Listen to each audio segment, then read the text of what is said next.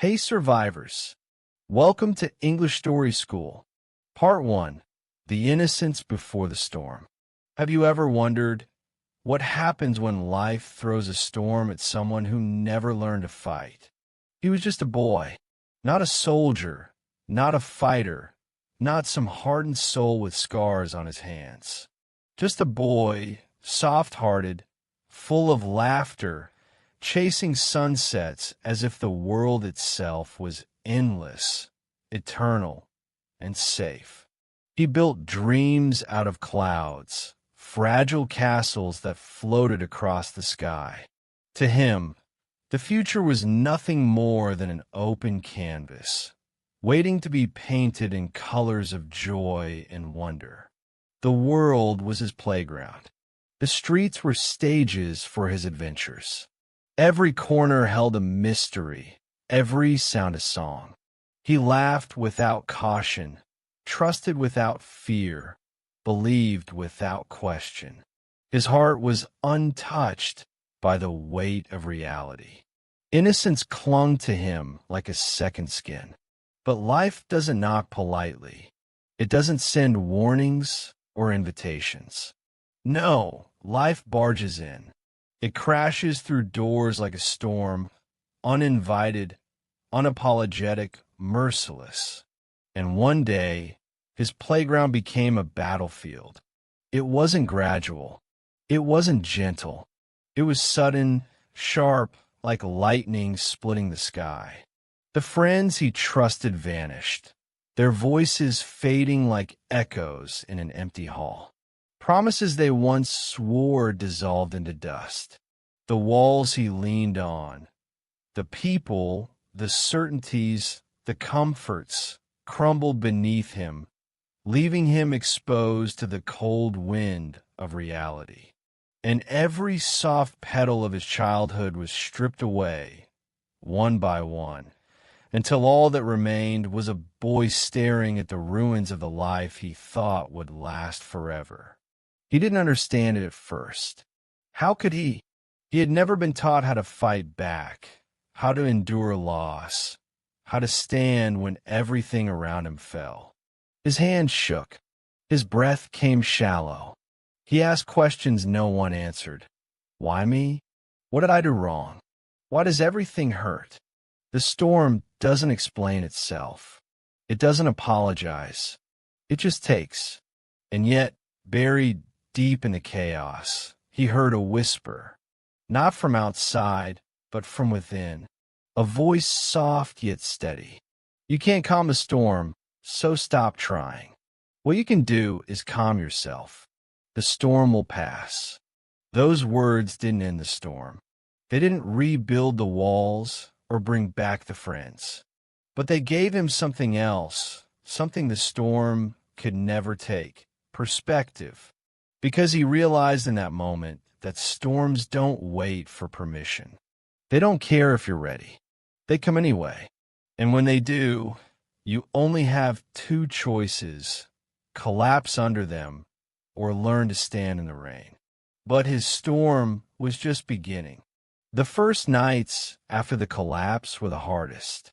Sleep became a stranger. His laughter, once effortless, now sounded hollow even to his own ears. He'd lie awake, staring at ceilings that felt more like cages, listening to the silence pressing down on him.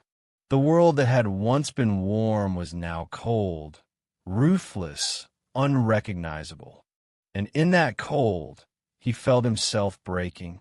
But here's the thing about storms. They don't just destroy. They reveal. They show you who you are when the masks are gone, when the comforts are stripped away, when the illusions of safety are shattered. And what the storm revealed was this. He was not just a boy anymore. He was something else waiting to be born. He didn't know it yet. He didn't feel strong yet. He still stumbled, still fell, still cried quietly into his pillow. But every tear carried away a little more innocence. Every heartbreak planted a seed of resilience. Every betrayal carved out a space for strength to grow. The storm wasn't the end of him. It was the making of him. Sometimes the storm you fear is the very storm that forges you into who you were meant to be. He began to understand that the storm wasn't his enemy. It was his teacher. Cruel, unforgiving, relentless, but a teacher nonetheless. And though he still looked like a boy on the outside, something inside had shifted. The laughter wasn't gone, it was tempered. The dreams weren't destroyed, they were reforged. The innocence wasn't wasted. It was transformed into wisdom bought at the price of pain. He would never again be the same boy who once thought the world was a playground. That version of him was gone, buried in the wreckage of childhood illusions. But what rose from the ruins? That was something far greater. A boy walking toward manhood. A heart learning to beat through chaos. A soul beginning to prepare for war, even if it didn't yet know the battles ahead. The storm had come uninvited. But instead of ending his story, it had just begun to write the prologue of a warrior. And the world had no idea what was coming next. Part 2. The First Wound. Pain has a strange way of teaching you lessons you never asked for. The boy learned this the day his heart was cut open by his very first betrayal. Not by an enemy, not by some faceless stranger. No, the wound came from someone he trusted most. Someone who had looked him in the eyes, promised to protect him, and swore they would never let him fall. That promise shattered, and the breaking wasn't loud like glass. It was silent, like a knife sliding between ribs. The kind of silence that lingers, that haunts, that turns trust into suspicion and innocence into caution. For the first time, he realized not every smile is a friend. Not every hand stretched out is there to lift you up. Sometimes the closest hand is the one that pushes you down. The pain was unbearable. He cried. Oh, he cried until his tears ran dry, until his body shook with sobs that left him gasping for breath. The nights blurred together, his pillows soaked with the kind of sorrow only betrayal can bring. Each tear was a plea, each sob a question. Why? Why would someone who claimed to love me leave me bleeding like this?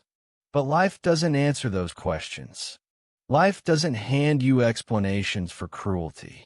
And so, after the tears stopped, after the sobbing turned to silence, the boy was left with nothing but emptiness.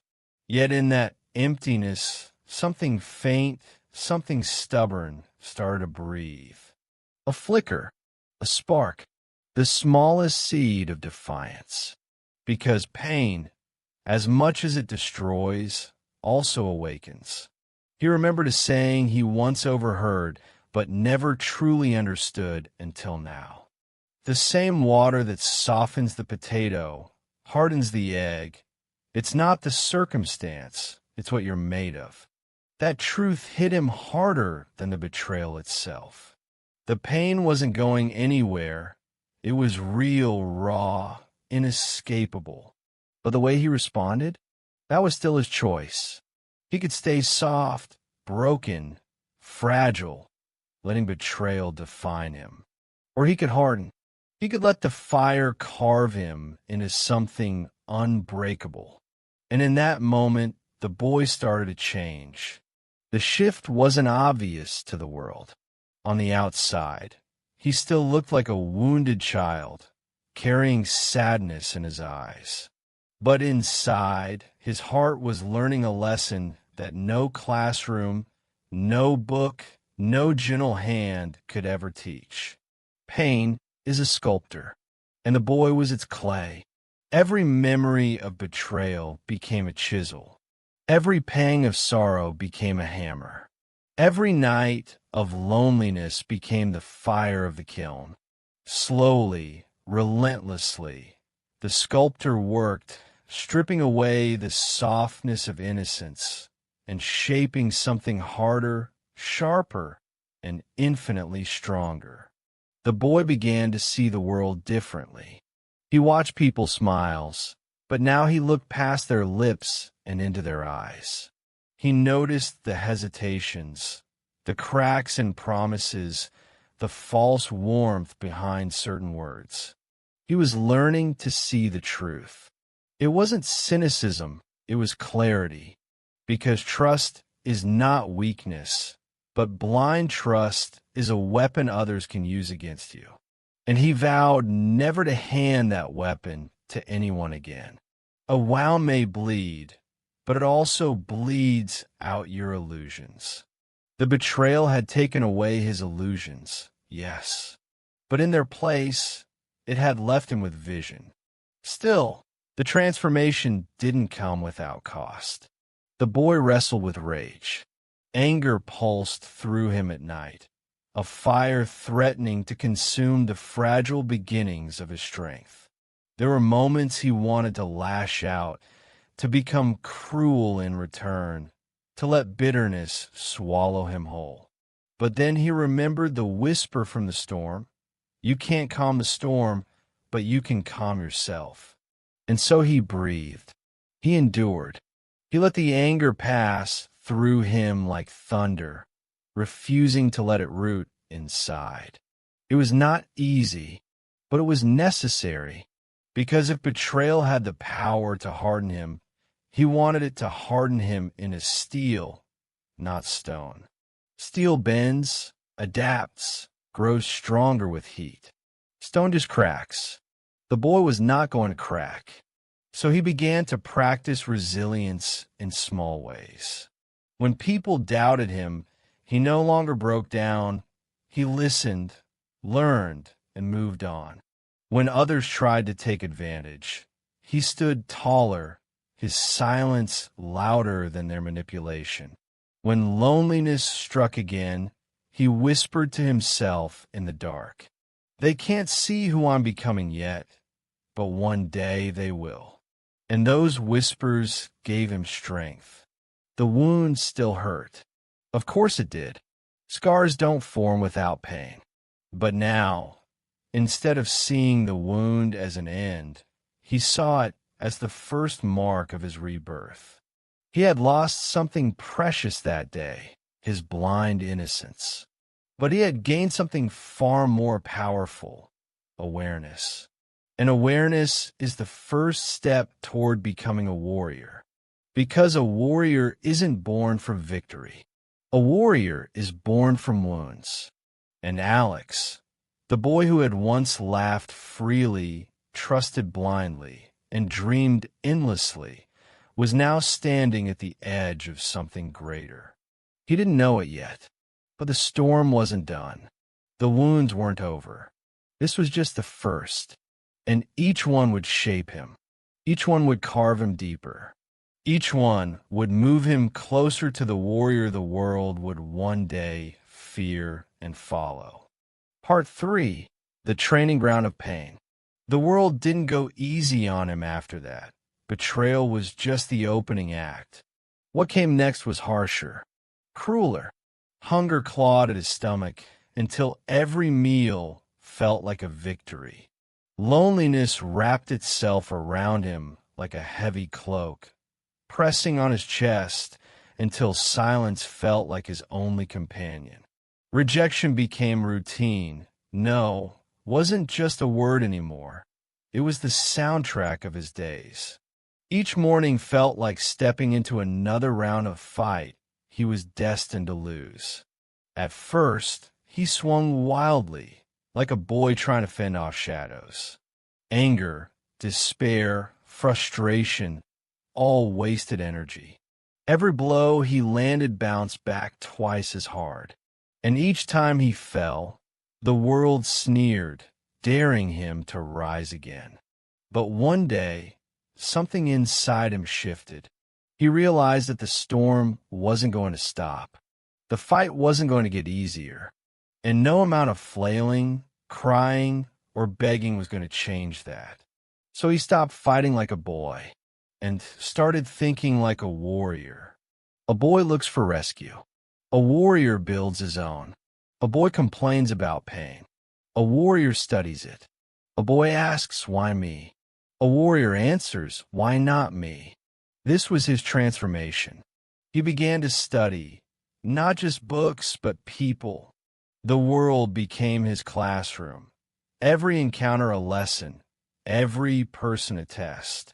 He watched how people moved when they lied, how their eyes darted, how their words trembled, how their smiles bent at the edges. He learned to read silence too. The pauses between words, the weight in their tone, the truth people tried to bury but couldn't quite hide. Rejection stopped breaking him. Instead, it became data. Every slammed door was a map pointing him toward another route. Every failure was a note in the textbook of survival. And slowly, painfully, relentlessly, he stopped waiting for rescue. Because he finally understood the truth.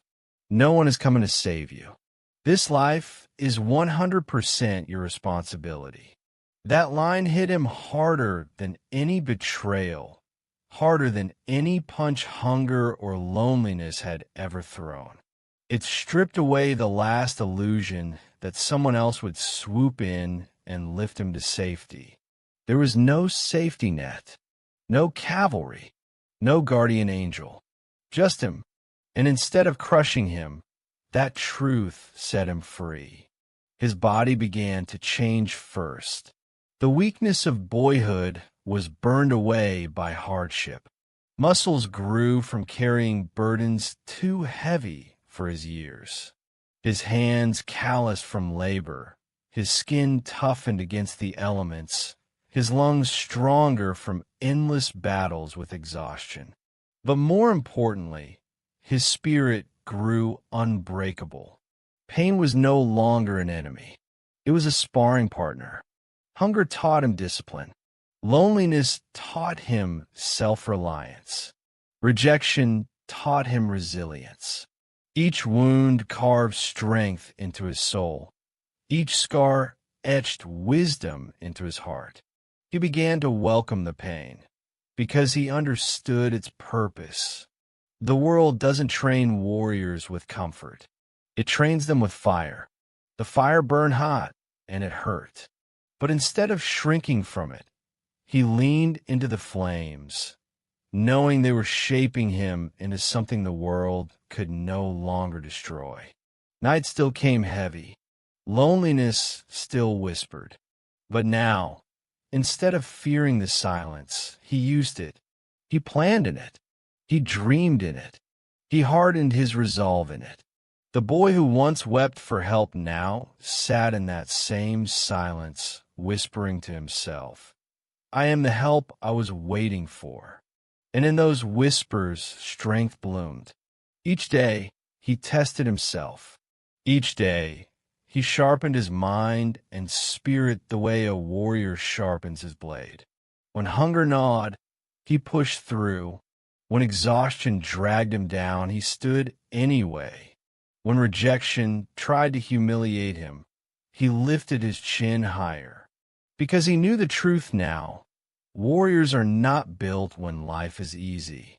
Warriors are built when life is merciless, and you refuse to break. The transformation wasn't instant. It wasn't pretty, but it was real. Day by day, the boy died, and in his place, something else began to rise. Not yet a warrior, not yet a legend, but no longer the fragile child who had once thought the world was a playground.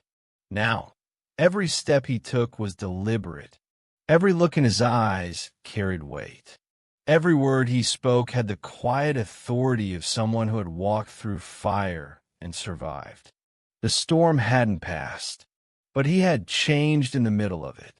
And when a person changes in the storm, they don't wait for the clouds to clear. They learn to fight in the rain. Part 4. The Rise of the Warrior. It didn't happen overnight. There was no single morning when he woke up and declared, "I am a warrior now." Transformation never announces itself like that. It creeps in quietly, built brick by brick through pain, failure, and persistence until one day, without realizing it, you're no longer who you used to be. The boy was gone. In his place stood someone the world could no longer push around. His back was straighter, his voice steadier, his eyes sharper.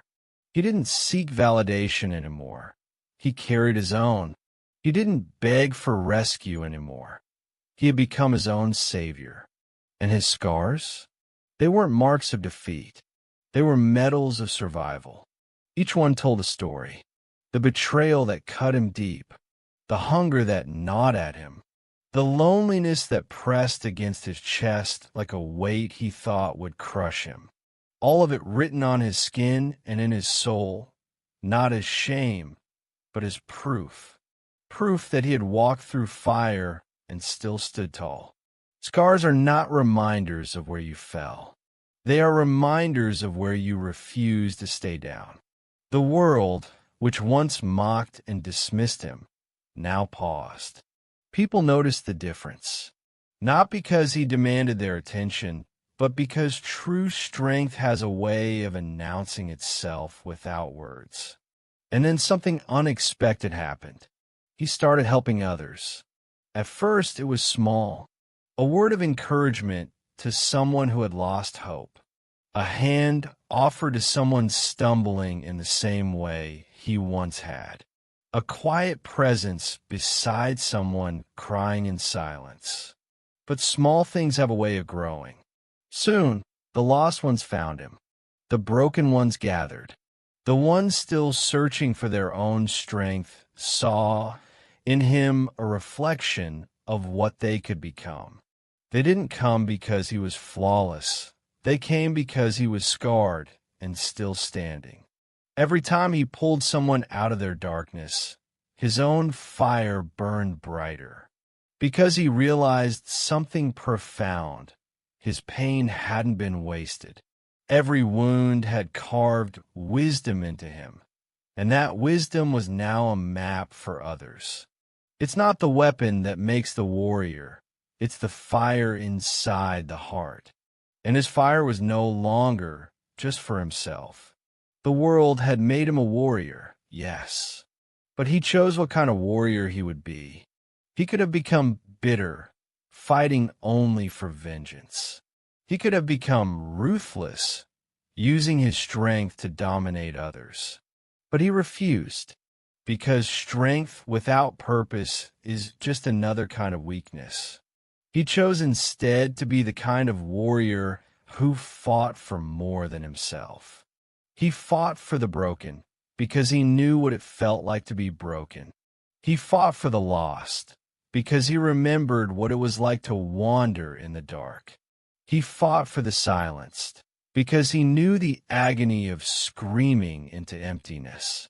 This choice changed everything. The boy had once been at the mercy of the storm, but the warrior? He had learned not just to endure the storm, but to guide others through it. He became a lighthouse, scarred, weathered, but burning with a light strong enough to cut through the night. And with every soul he helped, his legend grew, not in stories told by others, but in the quiet gratitude of those whose lives he touched. The warrior's rise was not about applause. It was about impact. People often think warriors are defined by their weapons. Swords, shields, armor. But he knew the truth. Weapons break, armor dents, shields shatter. What endures is the fire inside. That fire is what had carried him from boyhood to manhood. That fire is what turned his scars into medals. That fire is what allowed him to stand when the world expected him to stay on his knees. And that fire, unlike any weapon, couldn't be stolen, broken, or taken away. The warrior's strength came from his heart, and his heart now beat for more than himself. True warriors don't fight to prove they're strong. They fight to show others they are too. And that is what made him unstoppable. The rise wasn't loud. There were no parades, no banners, no thunderous applause. It was quiet, steady, undeniable. A transformation written in resilience, carried in scars, and proven in the lives he touched. The boy was gone, but the warrior, born of storms, pain, and fire, had risen. And the world, whether it was ready or not, would never be the same again. Part 5. The Warrior's Truth. Looking back, he realized something profound.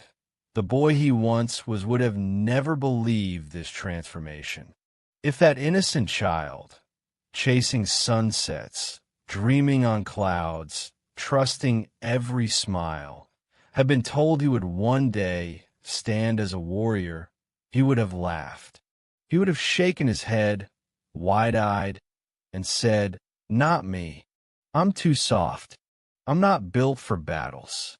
But life has a way of silencing innocence and writing its own script. Because here's the truth. Life will test you. It will push you to your knees. It will break you, shatter your illusions, strip you bare until you feel like nothing is left. But life doesn't stop there. It shapes you. It forces you into the fire not to destroy you, but to see what you're made of. And in that fire, you either burn or you rise. He stood now on the edge of his journey, a place the boy could never have imagined. His scars gleamed under the weight of memory, each one a testament not to pain, but to survival. His eyes no longer darted in fear. They locked forward with clarity, unflinching, unbroken. The storm hadn't vanished. The battles hadn't disappeared. The world was still cruel, still unpredictable, still sharp with teeth. But he smiled, not because life had gotten easier, but because he had gotten stronger. Strength is not found in the absence of struggle. It is forged because of it. And that was the truth he carried now, a truth branded into his spirit through years of storms, betrayals, hunger, rejection, and silent nights. The truth that the boy had feared, but the warrior embraced. Pain doesn't define you, it refines you. He had stood in the ruins of his childhood, and instead of collapsing, he had built something new. He had endured wounds that could have broken him, and instead, they became weapons in his arsenal.